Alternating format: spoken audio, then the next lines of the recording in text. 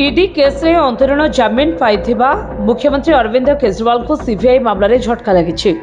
Delhi Rouse Avenue court Kejriwal को विचार विभाग हाजत अवधि को 25 जाए वृद्धि कर अबकारी नीति दुर्नीति मामला रे सीबीआई रुजु करिथिबा मामला रे कोर्ट एपरि निष्पत्ति नैछन्ति।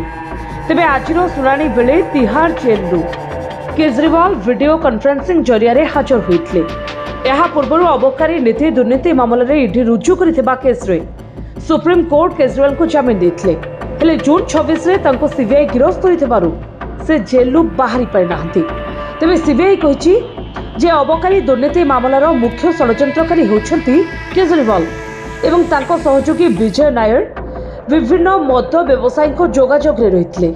से आ पई पांठी संग्रह करुथिले बोली सीबीआई कहिछि। तेबे सीबीआई या पूर्व दाखल करथिबा चार्जशीट रे दाबी करिथिला जे आप ग्रहण करिथिबा 100 कोटी टंकार लांचरू 44 कोटी टंका दल गोवा निर्वाचन में खर्च करिथिला। हावाला चैनल द्वारा एपरि टंका कारोबार होइतला, किंतु एपर्यंत सीबीआई यार निर्दिष्ट प्रमाण कोर्ट रे उपस्थापन करि पारि नाही। ब्यूरो रिपोर्ट जे न्यूज।